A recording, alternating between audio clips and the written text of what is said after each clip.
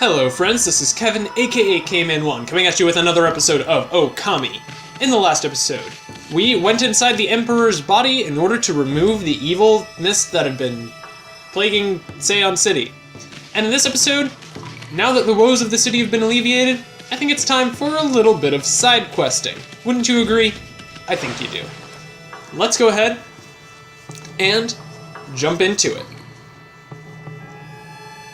Now, forgive me if my memory isn't perfect on a lot of these, but this is something that I haven't had the opportunity to look up ahead of time. But hey, look who it is. Hey, Bamboo Girl. What are you doing spacing out here? I mean, you're free now. You could go anywhere you want. Oh, hello, you two. I hardly recognize you. You were so tiny when we first met. You certainly cut a dashing figure at full size. You think so? Well, actually, I hear stuff like that all the time. Huh? Oh yes, I meant you too, Isun. Anyway, the city is a dangerous place right now. You should head back to your grandpa's house. The Emperor fellow has got an eye for that treasure of yours, right? You should get away before others start sniffing around. Plus, your grandpa seems awfully lonely, you know? Really? Oh, I see.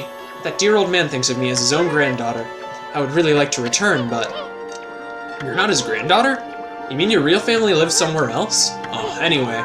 You should just go see him if you feel that way. I know nothing of my past. I don't even know who I am or where I came from.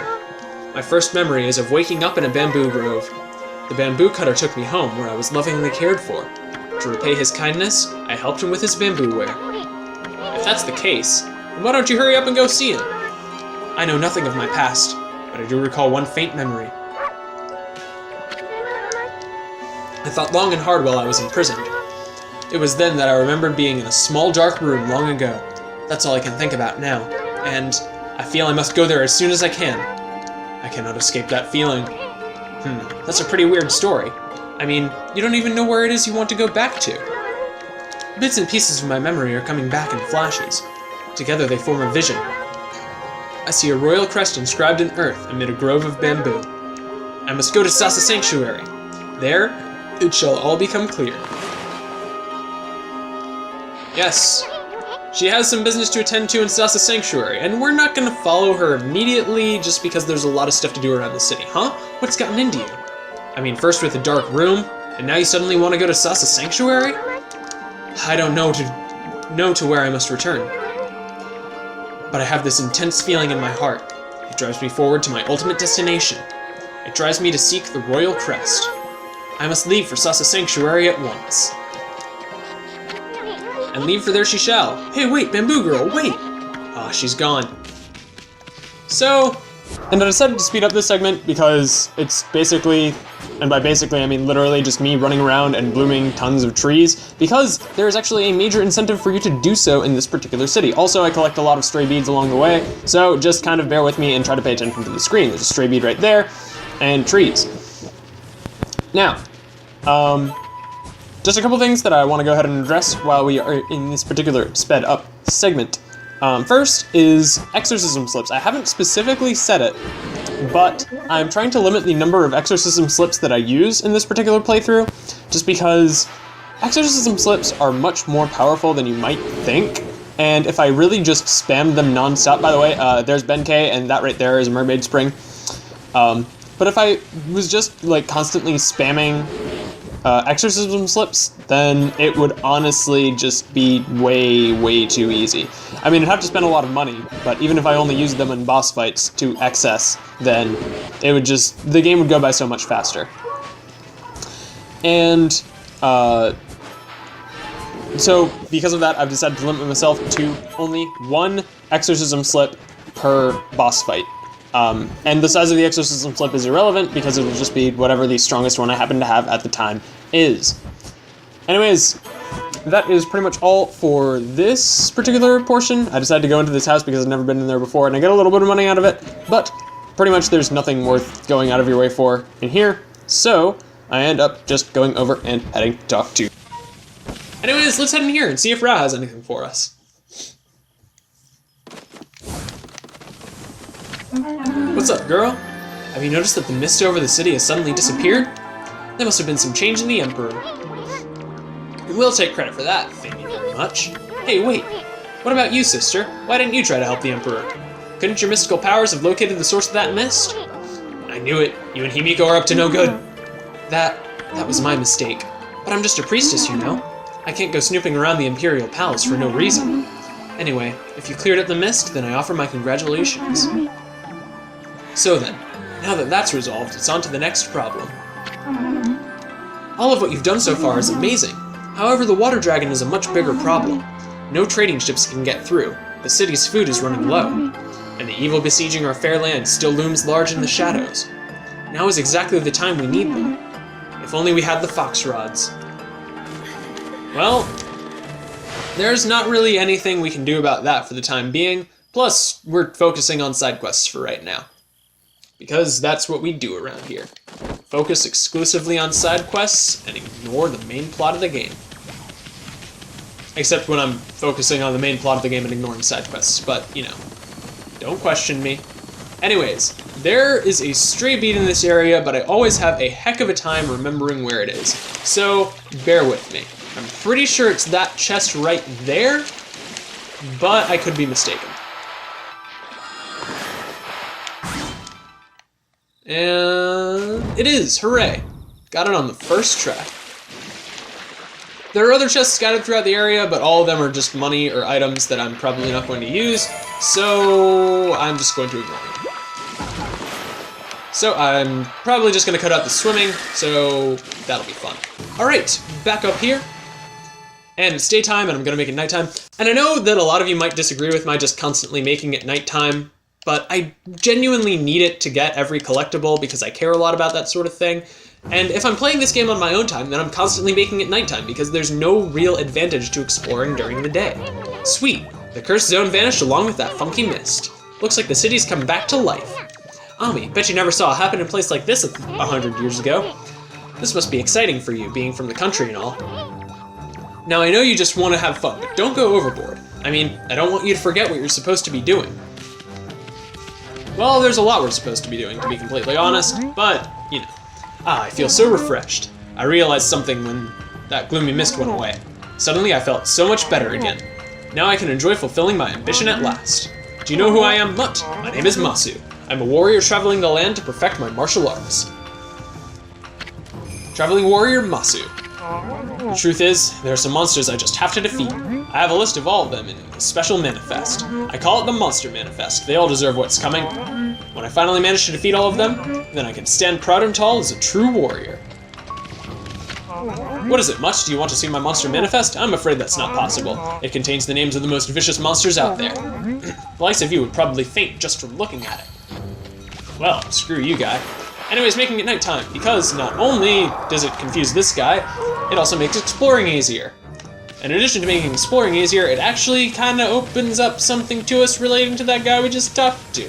Hey, who would have thought I was actually doing something smart for once? Anyways, back here, there's a chest. And it's probably just money. I don't remember. Yeah, money. Cool.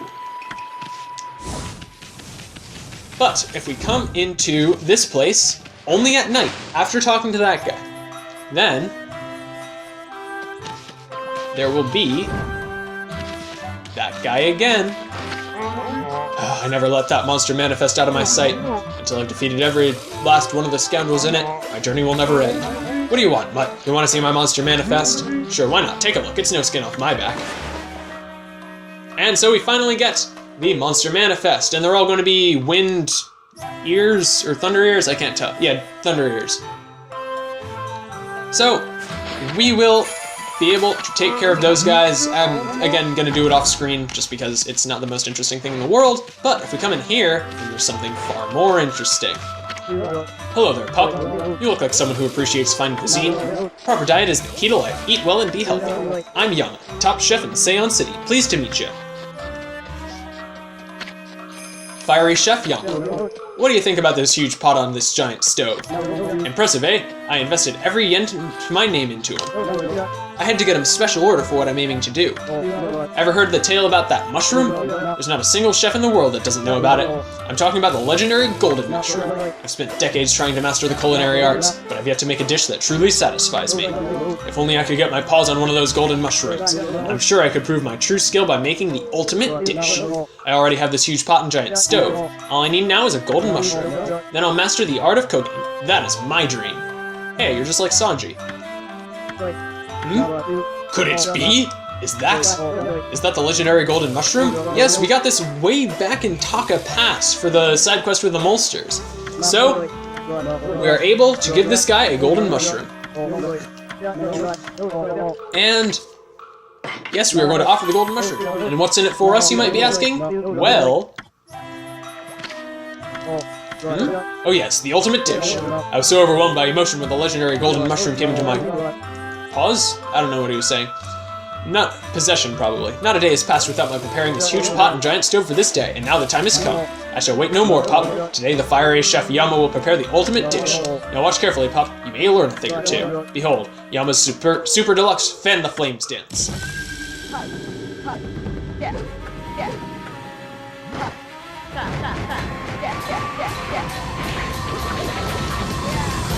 And you might have seen that symbol on the wall right there a second ago. What you need to do is draw an infinity.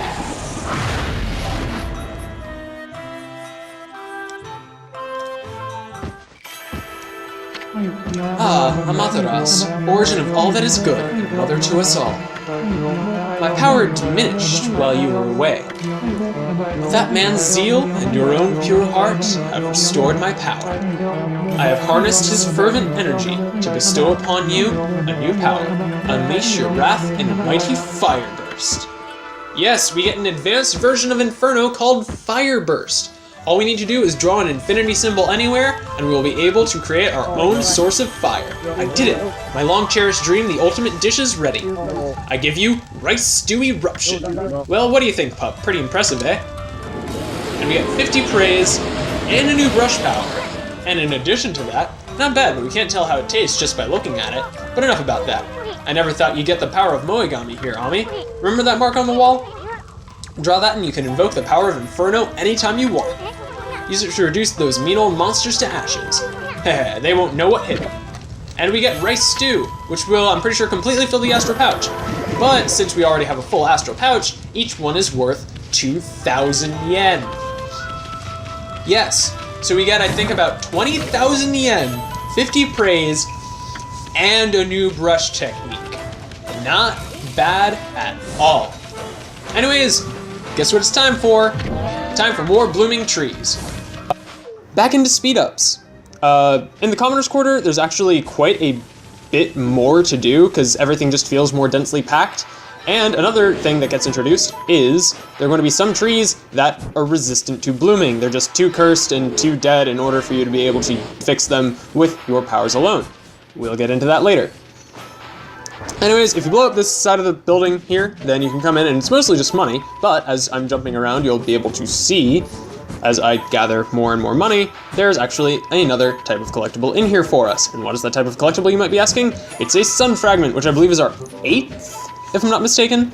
So very, very nice and worth your time. And I jump around a little bit more just to make sure that I didn't miss anything, but as it turns out I didn't, so that is very nice. Anyways, so like I said, there are some trees that are resistant to blooming, so sorry, you're just gonna have to wait until a little bit later on that. And the final trees, as we're clearing up the area, are honestly a little bit of a jerk. I make it nighttime again, but I've already explained that. But the final trees are a bit of a jerk. Like, some of them are out here in the field and they're not that bad. Like, you know, Kevin, why are you complaining about this? It's not even that big of a deal. But what you don't realize is that you actually need to go inside to this guy's house, and there's a tree in there. And there's also a tree on his head, but you can't bloom it while he's sleeping, so I have to go ahead and make it daytime, and then I bloom it on its head, and cut back to normal speed. Alright, so, now that I've pretty much montaged everything in this episode, let's go ahead and talk to this guy. At last, the time has come. Though few in number, the trees that have bloomed are lending me their power. Now I can drive away the evil spirits with my dance. I shall make those cursed cherry blossoms bloom. Sorry to keep you waiting, Pooch. At last you shall witness my Gura Shuffle. Come along if you stuff. The Gura Shuffle. I wasn't reading the text box because I was button mashing. Yeah. Anyways, his dance will make it so that we are able to bloom the trees that we previously weren't able to do, which I'll probably have explained during my post-commentary during the sped-up portions. Hooray.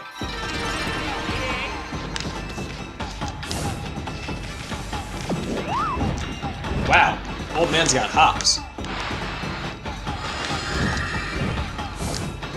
So, just gotta follow him along and bloom the trees as he makes them bloomable. That's pretty much all it boils down to. Also, this is only possible if you've bloomed every other tree, so yeah, pretty good indication that I managed to get everything. And yes, the tree on top of his head and the tree inside his house are both huge jerks, as I've probably also said already. But again, I haven't done the post-commentary yet because I'm recording right now. I mean, you know.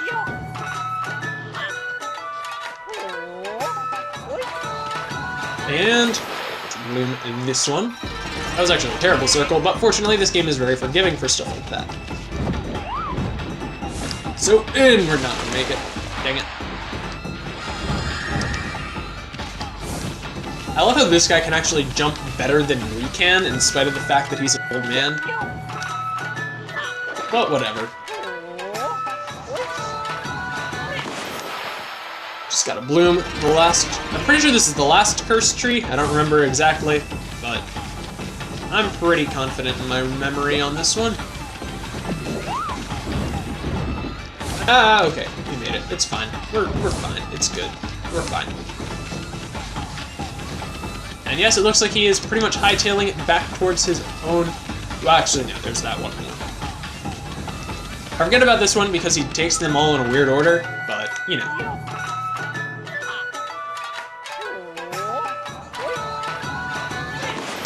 Also, if you fail at any of these, then there's a little bit of a funny scene, but I feel it's not overly necessary to show it off. So, we're not going to do that.